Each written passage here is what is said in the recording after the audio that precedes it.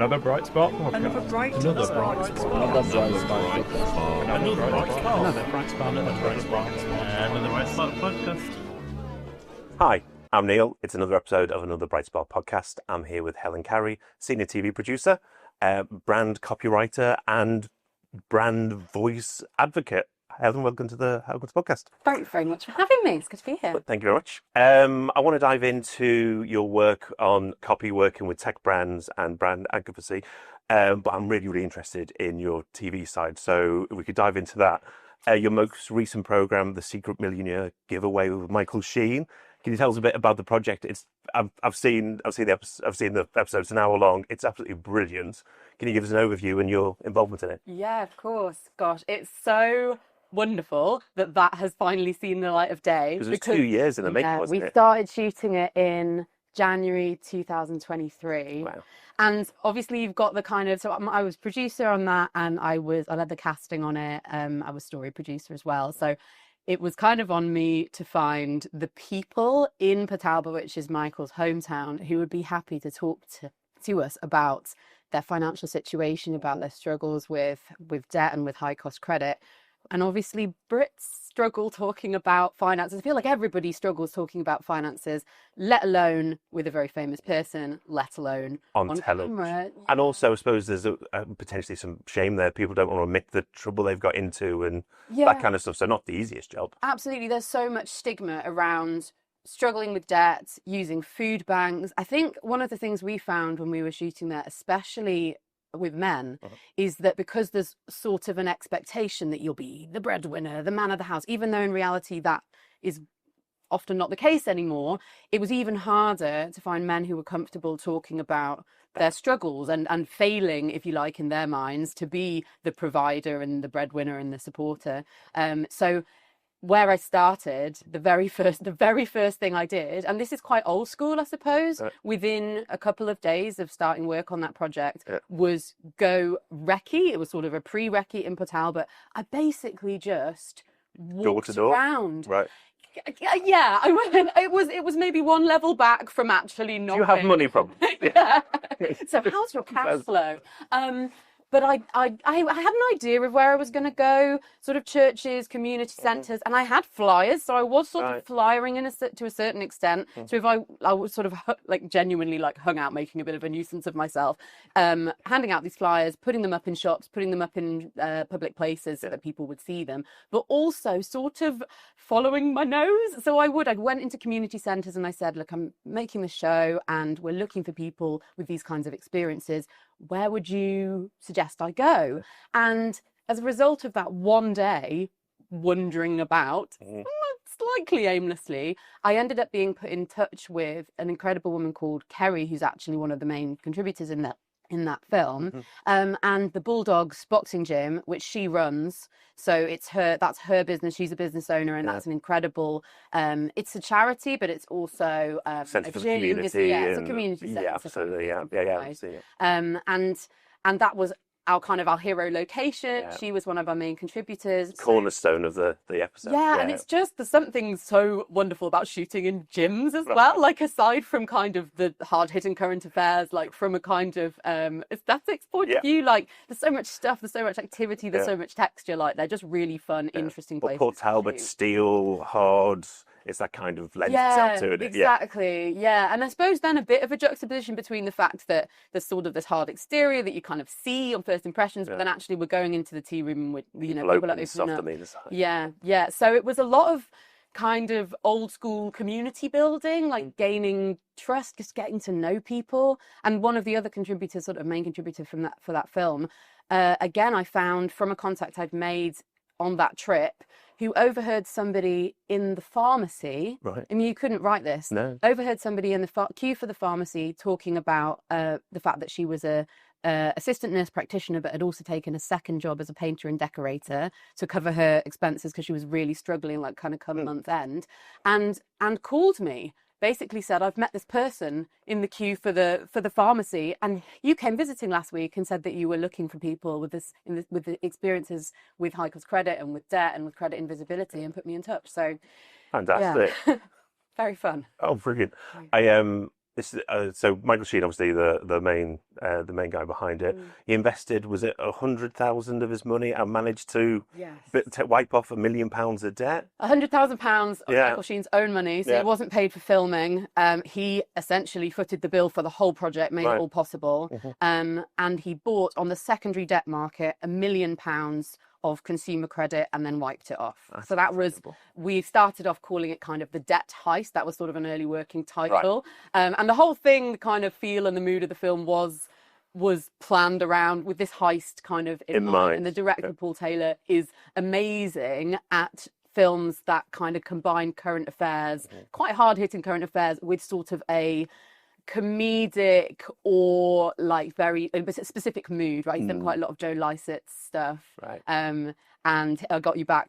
Joe Lycett's Got You Back, and that is a similar kind of sort of flavour. Because he managed to keep it light. It's hard hitting, but the episode it's quite It kept people. It's I think the technical term is like pull through. It kept a surprising number of its audience to the end, considering it's a show about a pretty like hard-hitting, pretty like not very cheerful subject matter. It's pretty difficult stuff. Michael made it engaging, and the people as well, because it's their true stories and stuff. Absolutely. So your background's a documentary maker, not documentary producer rather. Well, we've chatted before. We've worked on like with Martin Clunes, sort of traveling around the world, and then more recently, obviously, we're working with Charlie Brooker's production team on the filming and Clunk stuff. Diane Morgan, absolute treat, absolutely hilarious.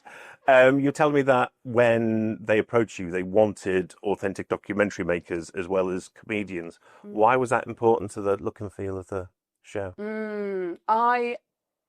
I've always have so much admiration, especially in TV, for people when they're hiring, because you don't have very long to do it, you don't have very much money to do it, who think outside the box.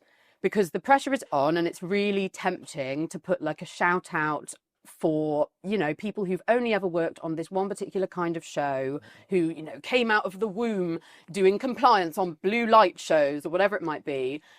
But actually, in my experience, the strongest teams are often built when you bring together people from different backgrounds, or you bring somebody in from a different genre or different format that can kind of bring a bit of a new perspective to things. And that was exactly that's exactly what they did. This was Cunk on Earth, which was the 2021. We should probably explain actually. So Cunk on Earth, it's a mockumentary, isn't it? So you've got the main character filming a clunk who's a bit clueless, but interviews like professors. I mean, she's interviewed Brian Cox on one of the episodes, and it's her take on like life, evolution, the world, art, that kind of stuff. It's pure comedy, but it's to watch it, you would think it's an actual documentary. Yeah, and that's what makes it so funny. And we philosophized about this a lot, sort of Charlie and the writers and the production team. It's at its funniest when it comes closest to being the high-end documentary that it is parodying. So the higher the production values, the more kind of ivory tower and illustrious and sort of Oxbridge the professor, the kind of more hard-hitting or serious the subject matter. And she's tackled everything. So history, she's done Shakespeare, religion. I think she did Christmas once. That's maybe slightly less hard-hitting, but the more kind of intense and serious the subject matter, that's when it is at its funniest, and when Diane is at its funniest, and when the writing really sings, because it is ultimately a parody. And she's this kind of bumbling fool. We thought of her somewhat. There's this kind of childlike essence to her. She's a bit foolish. She's not mean-spirited. No, she's never trying, and none of it is ever. This was something else we also probably thought a bit too much about. But she's never. The joke is never on the person that she's interviewing. No, it's on her ignorance, isn't it? She just doesn't know. Yeah, she just doesn't know. And that was one of the things that when we were kind of giving notes to her interviewees, who were fabulous people who were like so up for that, like so game for it. And it is a quite different thing, I would say, now that the cat's out of the bag, so to speak, about Cunk. Everybody knows it. So we can't cast, like, since I've been involved in it anyway, we couldn't cast any more people who were completely ignorant of the premise. So they had to, a certain extent, kind of go along with it. But they were all such good sports. Yeah, but we would always sort of brief them to treat her don't let her get away with No. her misconceptions or her misunderstandings. Like, Correct when you need to. yeah, you can, like, she's sort of, you wouldn't tell a child that they were right about something that was just totally wrong. No. So you do have to kind of course correct her. Yeah. And when they did, when they were a bit more firm with her, I think that's when some of The more friction of the magical, comedy comes out. yeah, Yeah. and a lot of that is improvised. Like, Yeah. a lot of that. Oh, is I will sort of- imagine. Yeah. There's one, I think it was in the most recent one, there's a bit where, is it a Van Gogh painting, and she does a huge description over it, and you're thinking, oh, right. She goes, it's just rubbish. I mean, I think she swears. Yeah. But yeah, it's just absolutely fantastic. And turns to an art critic art historian whose face just drops. Yeah. And that's the moment. A link from Charlie Brooker, Black Mirror, technology, AI. We spoke about this to a few different guests. So a month or so ago, I was chatting to a guy called Henry Oliviers. He's a game designer for Bafta Studios. I'll stick a link down in the comments so you can watch it if you're not caught up with it. We were talking about AI and creativity. Henry's take on it was AI isn't quite at the stage where it can sort of create a modern story with a twist. You can have a story, a narrative. And I was saying, in the future, will it be possible to do that? And he was like, yeah, no, absolutely. But in the future, our tastes will be different. So what we want now will be different. If you take an episode of like a TV show, like, for example, The X-Files, I hold The X-Files in the same regard as I would Severance. Severance is my current favorite TV show. Put them side by side. Severance is, it's just a lot better because of time and ideas and that kind of stuff. How have you found the impact of AI creatively in the media? How is it impacting television? I know there's not as much budget in BBC, ITV anymore. Adolescence is the UK's most watched TV. On Netflix, streaming is a lot more. Yeah. Where do you see that sort of landscape going? So in my experience, AI has had almost no impact on TV yet. And I should say I work in like a particular niche of the industry, or I guess across two niches. So one is kind of unscripted TV documentaries and travel logs. The other is sort of scripted comedy, but in my case, exclusively kung. And so far, in my experiences working on those shows, the only way that AI has influenced us is where I had found a new transcription tool or a new like editing tool or a new note taker tool and was like, hey guys, let's use this. This is actually much quicker than the old way. And so I don't have a kind of overarching sort of zoomed out perspective on all of TV. I also don't work in development, so I'm not the person like coming up with all the ideas for the shows. So it could be that devs or like TV devs are using AI to help with that process. I don't know too much about that. Writing, on the other hand, is, I think there was a list put together recently of sort of industries or disciplines that are most at risk from AI, and writing, copywriting, content top. Marketing is like, number one, top five, if not number one. Because I know from experience, I've seen on LinkedIn moving into tech, lots of companies, and you can tell when they've done a blog and it is AI. It's like, in an ever-changing world, in this fast-paced digital landscape that we live in, it's you can sniff it a mile out. Yeah. And I think we're getting a lot more savvy towards that. But I think there's a danger there, isn't it? Especially if you're trying to have your own identity and brand voice. You don't want to be like everyone else. No, exactly. And I do think AI with writing is an interesting one, because the conversation that you had previously, was it Henry? Yeah, Henry. Yep. So Henry, what he says about where AI will get to, like, it can't craft a story that is genuinely compelling with a surprising twist yet. I think he's right. We have to assume it's going to get there. So if good writing, if interesting stories, if even brand voices, because there are tools like Jasper that can already sort of emulate and take on different company voices, if none of that is, if you like, safe, then what can AI not do? I feel like those are the things that we should lean into. And it's easy to say, maybe lazy to say, oh, human creativity, that's what we have. The bots will never have that. I'm not sure that's true. I think I agree. Where are we? Like 2025. It's ChatGPT. What are we on? 4.5 or something is the paid version.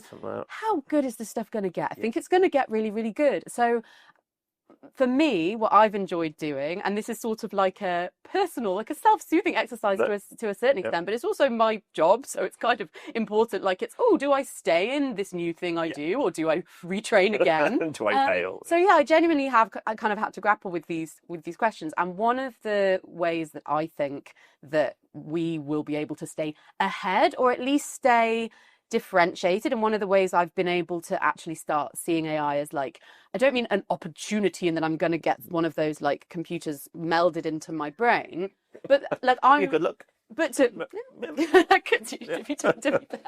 is thinking of ways in which I can maintain and even amplify my like humanness, what makes humans like really unique, and work with AI to do the other stuff, and it can help me get even better at the storytelling, even better at the creativity. I already use it as a kind of sparring partner to like hone ideas, and I'll go to it with the ideas and be like, what if this, like, make this better, give me this times 100. And when I have 100 ideas, then I bring my human judgment back to it and find the 2 that are really good, which it doesn't know, it's just given me a list. That's the kind of back and forth that I have with it. I also love using it for holding sort of little mini focus groups with a load of sort of customer avatars, essentially, to do audience research. So I make it hold focus groups with different kind of imagined characters. You give them personalities and ask them what their struggles profiles. are. And they are. You can put your ICP data straight into it and say, put these 5 people around a table. What are they struggling with? What's keeping them up at night? What are their buying triggers? Where do they get their information? It's such powerful stuff.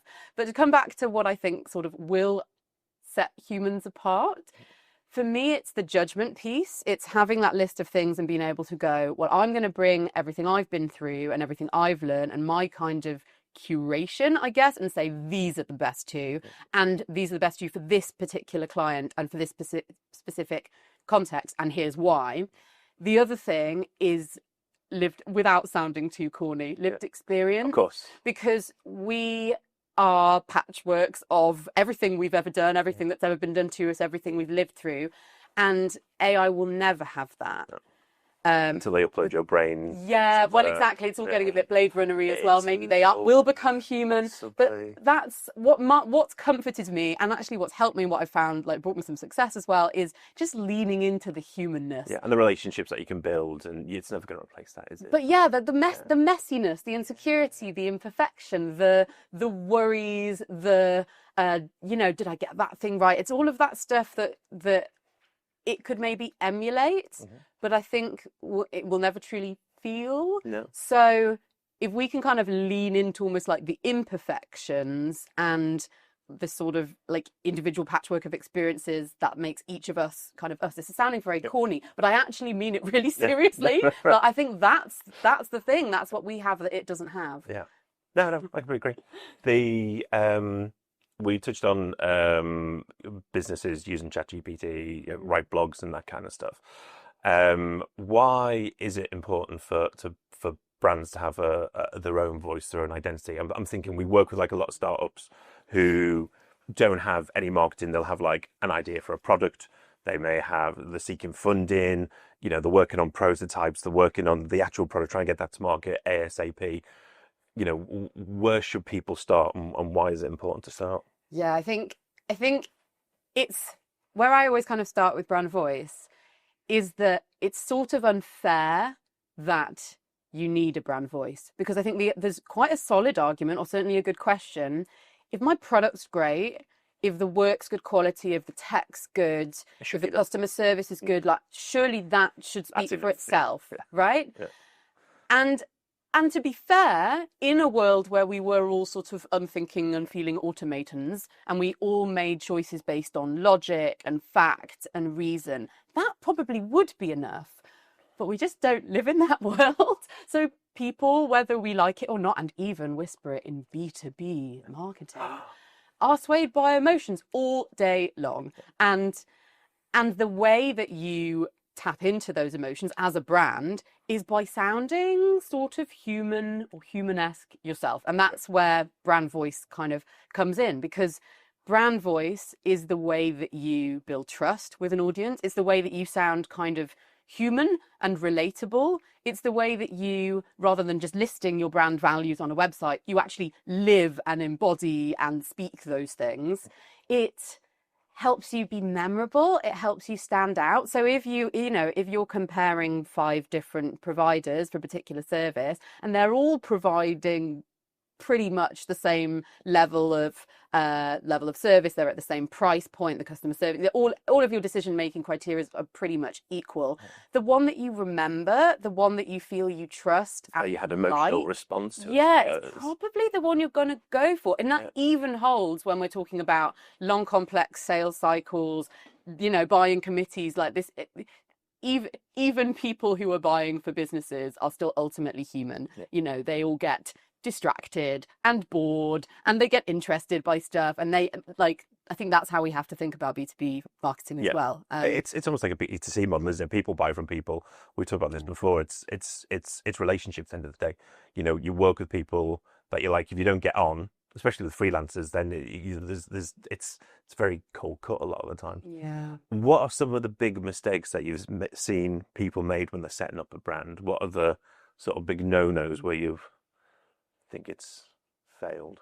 In terms of brand voice, or is that? Yeah, in terms of brand voice. I mean, because I think there's a danger sometimes, isn't there, of people when they're starting off, they just think, oh, I'll be very authentic, but you can sort of like be too authentic and a little bit too close to the bone. I think there's still, we were talking about LinkedIn before, it's like becoming a bit more Facebooky, and people go, oh, it's not Facebook, you shouldn't share this, that, and the other. But you're right, it's about relationships and people want to connect and stuff.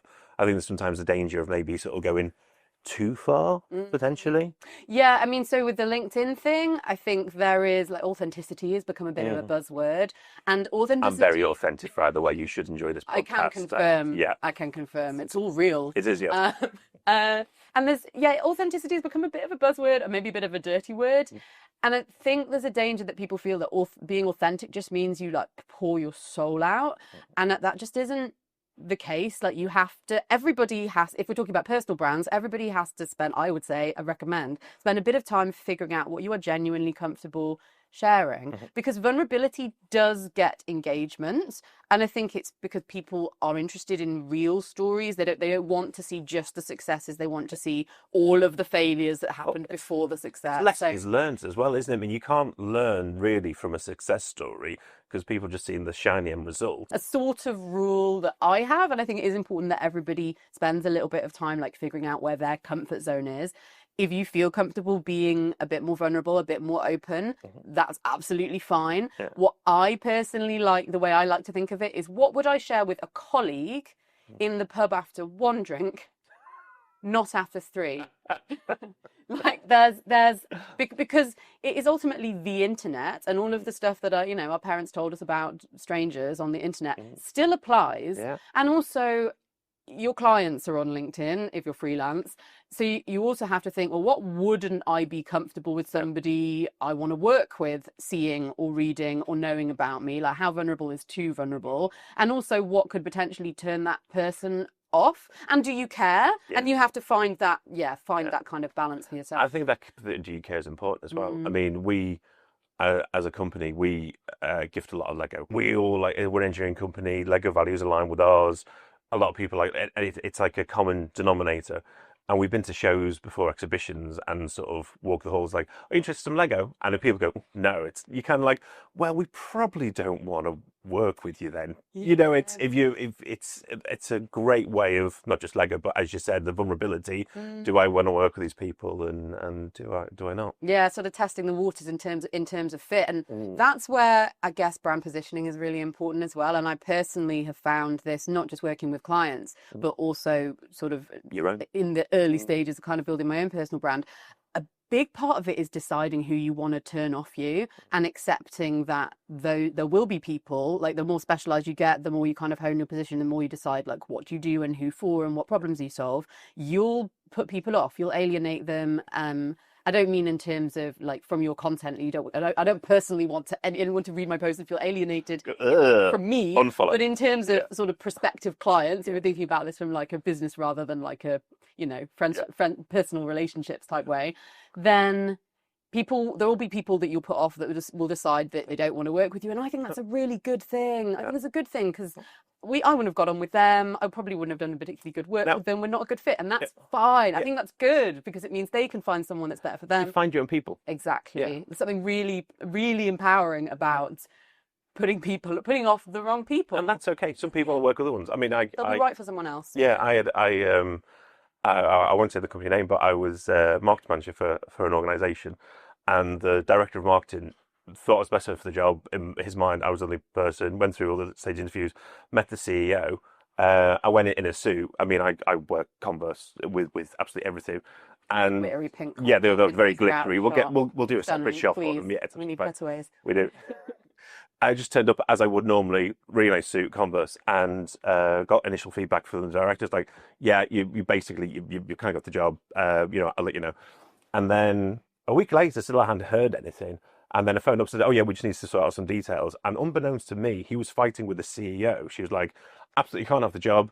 He came in wearing a pair of trainers. There was no dress code or anything, but they'd kind of whittled me down to the last person. And eventually he'd convinced them that, I was the right fit and it was okay. But, it's people not, it's okay for people not to get on with people or whatever. You find your own fit and and you feel all even better then when you find a place where you do fit. Like I remember, and it was probably like my second job out of uni, the first time I was hired because I was a bit of a weirdo rather than despite it. A bit of a weirdo. And it's like, depends on your scale.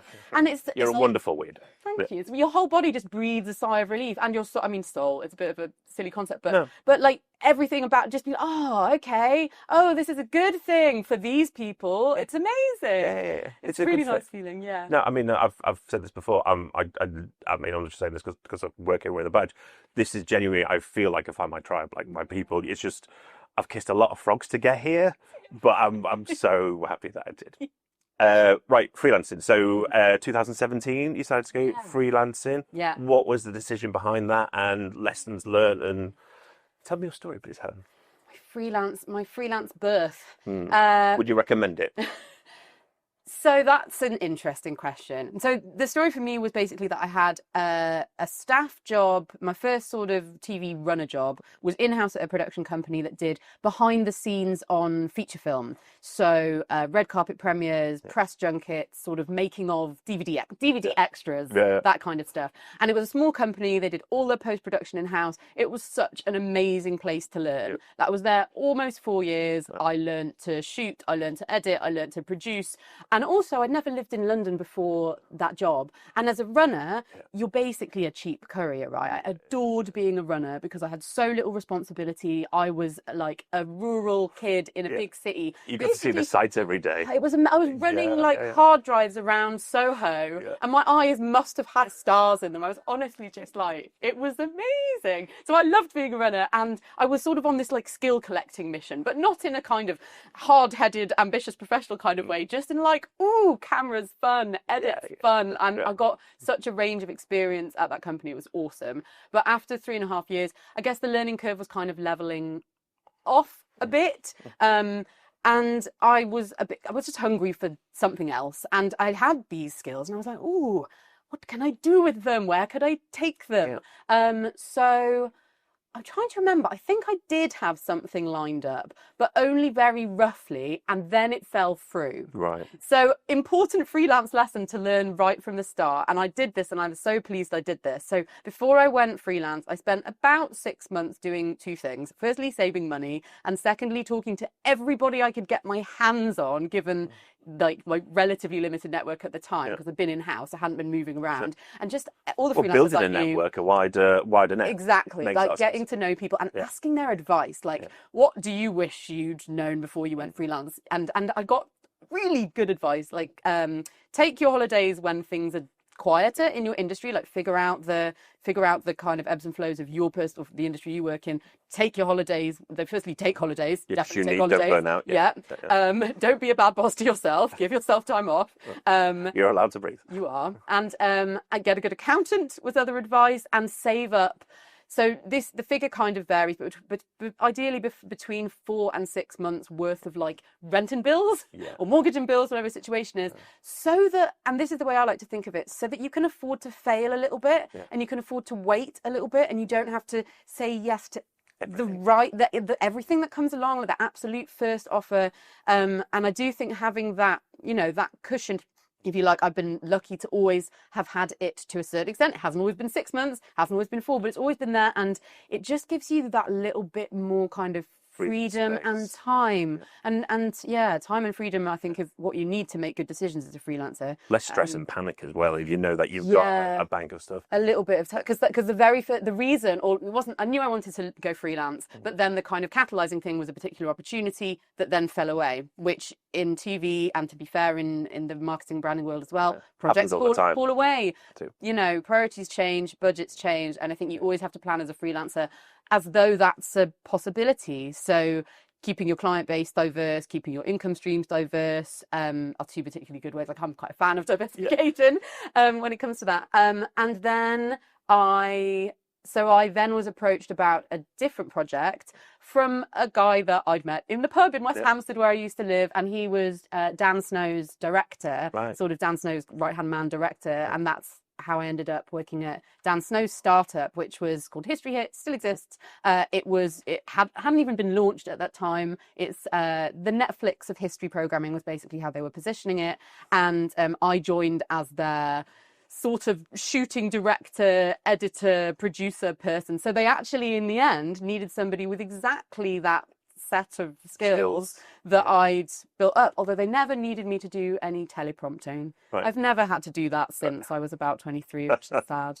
Quite enjoyed that. Your own experience is better than mine. My very first job out of uni was working for Carlton, which is now ITV Granada, and I was running on Crossroads and Family Fortunes for 2 years. Didn't get to learn how to edit, just literally running backwards and forwards.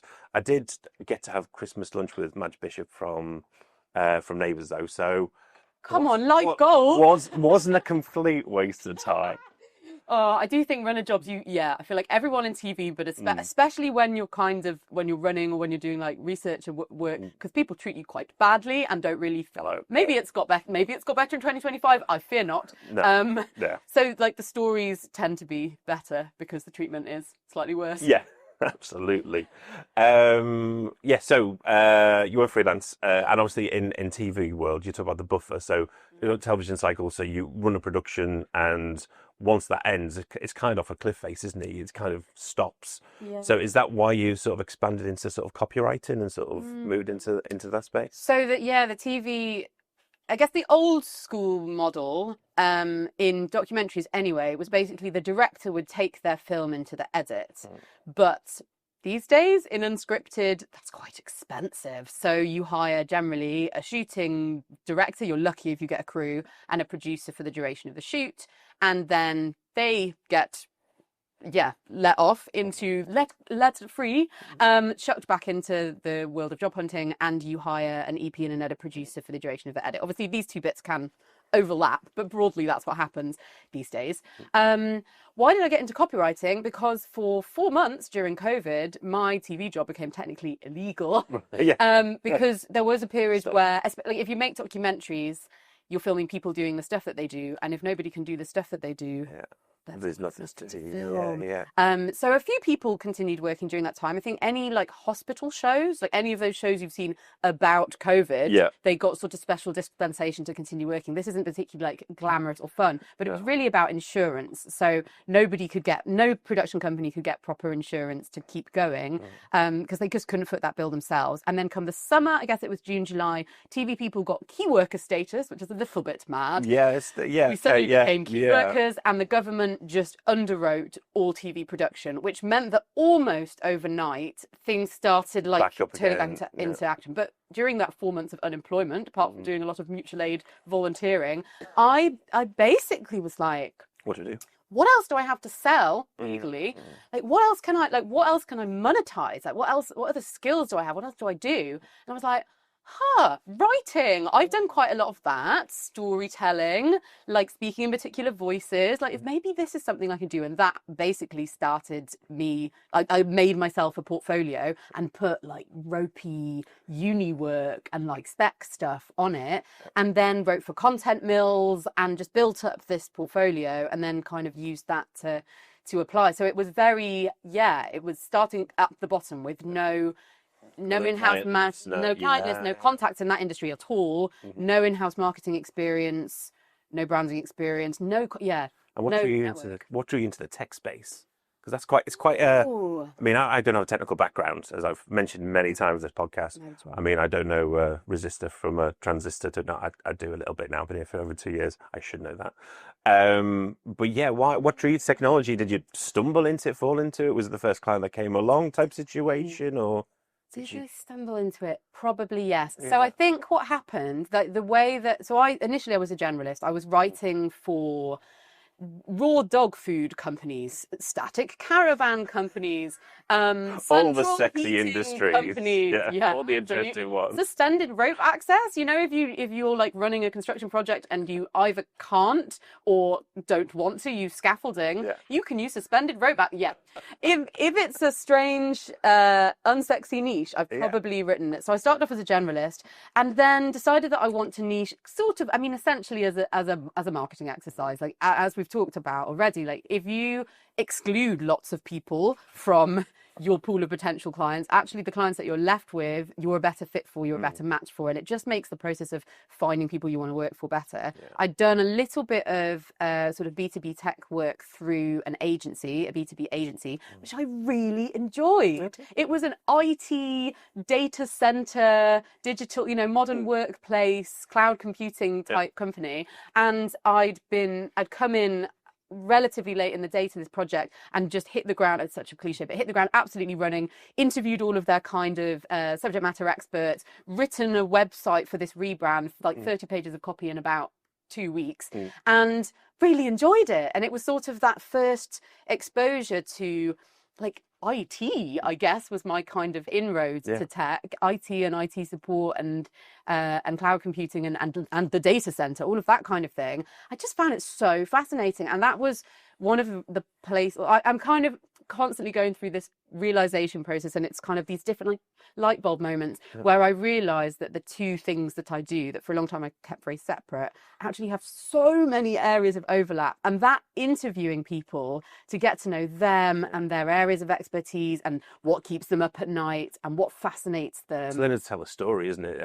That's what content writing is all about. Surely that's a lot of what underpins it. You've got a start, you've got a middle and an end, and that's the clearest way to translate any message or branding, I suppose. And it's all about people. It's about people and like what you can learn from them and what they can tell you about their history and their interests, and I am obsessed by that, and that is one of the things it turns out that both have in common. So that was kind of an inroad for me, and then I've kind of niched down a bit more into sort of B2B SaaS is obviously a huge umbrella, but I've enjoyed particularly sort of ed tech, learning and development stuff, HR tech, cloud computing. I've ended up like hybrid cloud stuff I really enjoy, and just like raw IT, is that a thing? IT support. It's my new favorite thing. Raw IT. So to go back to a question that I asked a little bit earlier, you won't freelance 2017. Would you recommend it? Not to everybody. Not to everybody. I think I do have a course caveat, but I think a lot of people selling courses peddle freelancing as like the answer to all of your problems. Like free yourself from the 9 to 5, free yourself from your horrible boss. Like it's sort of it's kind of Rascarina type. Exactly. It's upheld as this sort of, if you're not enjoying traditional employeedom, be a freelancer. But what people don't talk about, and one of the things that when I'm sort of posting on LinkedIn, I guess about a third of the time, maybe like once a fortnight, I try and post specifically about sort of my experiences of freelancing and sort of freelance struggles and learnings, because the grass is not always greener when you're a freelancer. Sometimes it's just a barren desert. Sometimes it's like hot and uncomfortable, and the thing about freelancing that I guess people don't tell you, because it's not glamorous and it wouldn't sell those courses, is that you have to do that. All of the books stop with you. So you have to do all of your own marketing, all of your own sales. You have to build all of your own relationships. You do all of your own finances, which can be wonderful because it means that, like in TV, if there's not enough work going around, you have to wait for shows to be commissioned with a production company, and then they'll crew up and maybe you'll get work. With sort of freelancing in the marketing world, if work dries up, you just have to go out and drum it up. You have to go out there and find the business for yourself by whatever methods it might be, outbound, inbound, email marketing, however you do it. Let's say if you stop, it all stops. It all stops, exactly. Yeah. And that level of kind of like pressure and autonomy is my favorite thing about it. I feed off it, but it's also exhausting, and it's simply not for everyone. And I don't mean it's not for the weak, only the strong survive. It's truly just not for everyone. Like, some people are far more successful and empowered and ambitious and fulfilled in full-time employee-ness. And that's absolutely fine. So I think it's, I wouldn't recommend it wholesale. I'd say go in with your eyes open. And there's a lot of luck, I imagine, played with it as well, making connections. Like we were talking before, how we met, and it's, to get you here. It's not a case of if you work really hard, you work, you'll succeed. For some people, it just wouldn't, would it? Yeah, I think there is. I'm really wary of saying there's no such thing as luck, because I think ultimately, like, I am from a certain amount of privilege. Like, I was brought up in a household where I was encouraged to, like, go to school and work hard at my lessons. And I think this is the ultimate privilege, is that my parents basically raised me to believe that, and not in a sort of, oh, darling Princess Helen kind of way, but they raised me to believe I could basically do anything that I wanted to do. Yeah. And that, it's not sort of hyper wealth, and it's not fancy cars or houses, but that is the most incredible privilege, to basically be raised to believe that you can be whatever you want. And I think that is not luck. Like, I can sit here and say I make my own luck, but actually that upbringing is like a big part of you had an education of that. You had, I mean, I was private educated, and I think, for better or worse, didn't have a particularly great time at school. But the one thing that I did get out of it was that we're sort of taught that you can achieve, and it's fueled a lot of my decisions in my life. It's like I've been unhappy in a workplace, whereas up to my wife's worrisome sometimes. She goes, "Are you sure you're going to leave?" It's like, yeah, I'll be fine. We'll work something out. Whereas for her, it's like, you need the job, you need to stay there. And I'm kind of maybe not a disbelief that things will work out, but I think it's a great privilege, you say, to be able to have that confidence given to you and brought in. And by the way, you will be called Princess Helen on this podcast, because it's just fantastic. I insist on being called that. You should do. Fantastic. We were chatting before about bringing different people with diverse backgrounds and different diverse mindsets. One of the things that our customers like about Ignis, not that this is a sales pitch for Ignis, because I don't like to do this on this, but we have a lot of neurodiversity in the business. We have people from different backgrounds, different ethnicities, different parts of the country, and what our clients benefit from is that our engineers all think differently, all works peer reviewed. So you'll have, we call them T-shapes. So they'll have a generalist knowledge about everything. Generally, not everything. Our engineers know everything. They have a broad knowledge, but then they'll deep dive into FPGA program or high-powered hardware or whatever, or Python or whatever the specialist is. But they can all look at the same problem and go, have you thought about this? Have you considered this? And you get like a broad series of solutions. Whereas, if you're all sort of middle-aged white guys, then they're going to tend to think the same. But you've had that experience yourself when shooting the Kung series. Yeah, and all of the best experiences of my life in TV, like on project teams, have been when the hirers have thought outside of the box and not just hired sort of all of the obvious people for the gig. And what they did for Kung on Earth was deliberately make up teams of pretty much 50-50 scripted comedy people, so people who knew the genre, who were of the genre, who just got it, and like docs people, essentially people like me, who at that point had only ever made serious documentaries. Had made the stuff that Kunk takes the piss out of. I guess what they were also looking for, maybe in personality, was somebody who wouldn't mind making a literal mockery of their entire life's work today. But I remember the last show that I'd made when I interviewed for that, the last show I produced when I interviewed for that, was Tony Robinson's History of Britain. So, I mean, literally it's basically what Philomena is sending up. Yeah. But it has to look authentic, doesn't it? In order to, the only way the send up works is it looks authentic. But I imagine as a producer for that, you still had to find where to shoot. You had to go on location. It's your skill set and it's your experience. Yeah, and that is, I think, where they kind of struck gold, if you like. I mean, those teams worked so well together. I've never had more fun at work than making Concon Live. Like, it was just joyous. And it was partly because we were all just fascinated by because they are quite different worlds in TV, like unscripted docs and TV docs and special and scripted comedy. So we were sort of fascinated by each other's worlds and then blending these skill sets. But in terms of how it's made, I would say it's actually slightly harder to, so if you're producing a doc, yes, you need to find the right contributor, the right interviewee, you need to kind of tease out the right storyline, you need to find the right location. But once you're there, and assuming that I've done my job well, I've cast the right kind of person to tell the right bit of a story at that point, and they're being shot in a dazzling and totally thematically appropriate place, then all that's left is for them to just sort of be them and to do what I figured out they're definitely going to do, which is tell the right story in the right way and all that.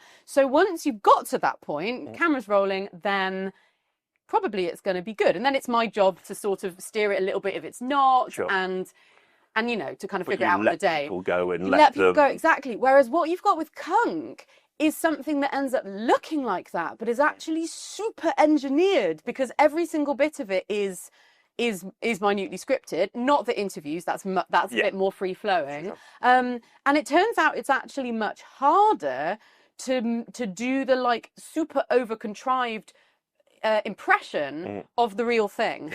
Yeah, of course. And also it's just very fancy locations. It's just slightly more illustrious people. Like the standard is taken on the next notch. Yeah, I think it's a good lesson for business in general. I mean, I've built teams in different organisations. In fact, the shoe place started off with a team of 2 and built it to a team of 8 or 9. I'm giving more clues away for where that place was, which I shouldn't do. But what I learned prior to that is you kind of interview people and you have an unconscious bias, and it's like, oh, you like music? Oh, okay. So, you know, and you sort of get to know someone, you think, oh, okay, well, I'll probably get on with them and they've got the same sort of skill set. So you just tend to hire. But what I've learned over the years is actually hiring people who aren't like me, because, you know, I'm very sort of like impulsive and sort of creative, and, you know, I work to the 11th hour, and I work really well when I've got a really tight deadline. That's how I like to work.